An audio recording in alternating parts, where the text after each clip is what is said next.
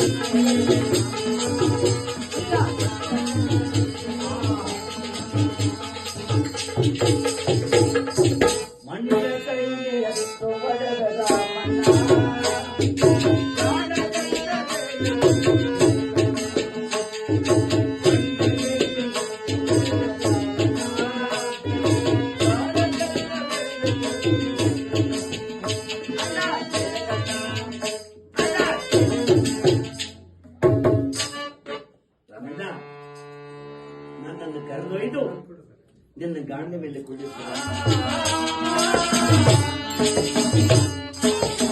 ಕರಿಯತ್ತೋ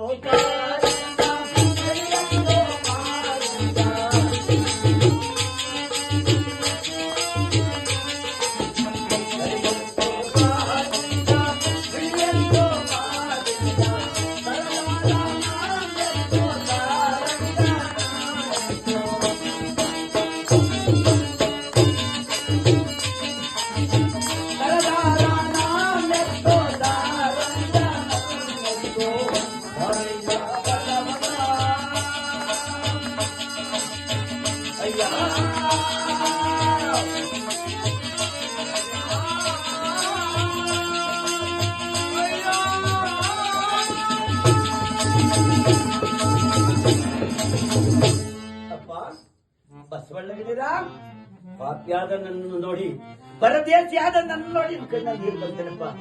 ಅಳಿಬೇಡಿಯಪ್ಪ, ಭೂಮಿ ತೂಕದ ಬಸವಣ್ಣಗಳಪ್ಪ, ನೀವು ಅಳಬೇಡ್ರಪ್ಪ. ರೈತರಿಗೆ ಅಡ್ಡ, ನಿಮ್ಮ ಕಣ್ಣೀರು ರೈತರಿಗೆ ಅಡ್ಡವಾಗ್ತದಪ್ಪ, ಬೇಡಪ್ಪ. ಅಂದ ಗಾಣವನ್ನು ಸುತ್ತುತ್ತಾ ಇದ್ದೇವೆ. ಆ ಗಾಣವನ್ನು ಸುತ್ತುತ್ತಿರುವಾಗ ಮಧ್ಯರಾತ್ರಿ ನಿಶಿರಾತ್ರಿಯಲ್ಲಿ ಯಾವ ಶನಿ ಮಹಾರಾಯ ಕಟ್ಟಡವನ್ನ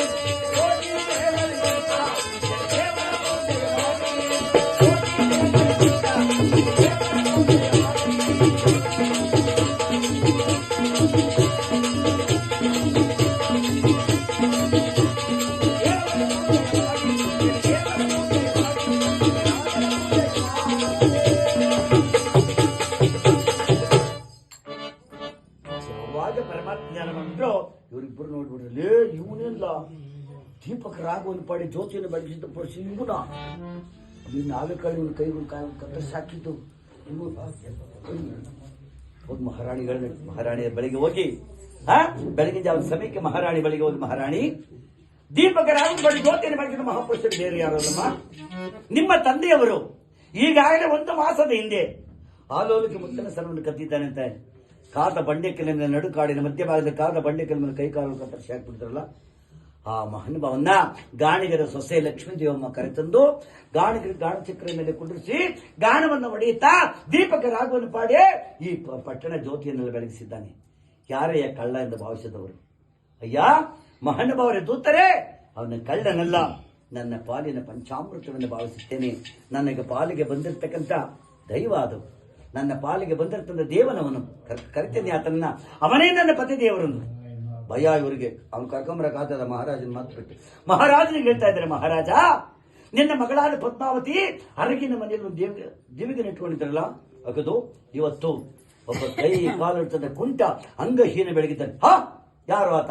ಸ್ವಾಮಿ, ತಾವೇ ಆಜ್ಞೆ ಮಾಡಿದ್ರಲ್ಲ, ಆಲೋಲಿಕೆ ಮುತ್ತನ ಸಲವನ್ನು ಕತ್ತಿದ್ದಾನೆ, ಕೈ ಕಾಲು ಕತ್ತರಿಸಿದ್ರಲ್ಲ, ಆ ಮಹಾನುಭಾವನ ಗಾಣಿಗರು ಕರೆತಂದು ಗಾಣದ ಮೇಲೆ ಕುಡಿಸಿ ದೀಪಕ ರಾಘವನ ಪಾಡಿ ಜ್ಯೋತಿಯನ್ನು ಬೆಳೆಸಿದ್ದಾರೆ ಸ್ವಾಮಿ. ಆತನನ್ನು ನಿಮ್ಮ ಮಗಳಿಗೆ ವಾಕವಾಗಬೇಕಂತೆ ತಾವೇ ಮಾತನಾಡಿಕೊಳ್ಳಿ ಎಂದರು. ಓಹೋ, ನನ್ನ ಮಗಳು ಪ್ರಾಪ್ತ ವಯಸ್ಸಿಗೆ ಬಂದು ಕೂಡ ನನ್ನ ಮಗಳಿಗೆ ವಾಕ ಮಾಡಿದ್ದೇನೆ ತಪ್ಪಾಗಿದೆ. ಯಾರಲ್ಲಿ? ನಾಳೆ ದಿನವೇ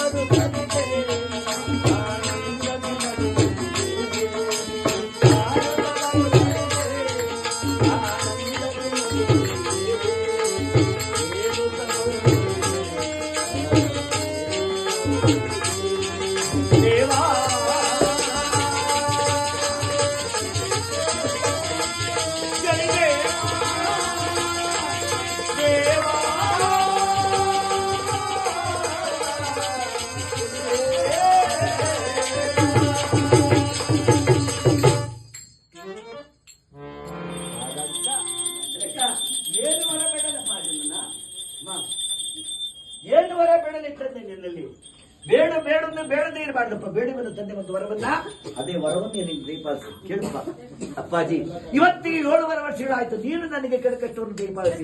ಹೌದಪ್ಪ, ನನಗೆ ಕೊಟ್ಟಂತ ಅಪಾರವಾದ ಕಡಕಷ್ಟವನ್ನ ಈ ಧೈರ್ಯತೆಯ ಮಾನವರಿಗೆ, ನಿನ್ನ ಭಕ್ತರಿಗೆ ಇಂತಹ ಕಡಕಷ್ಟ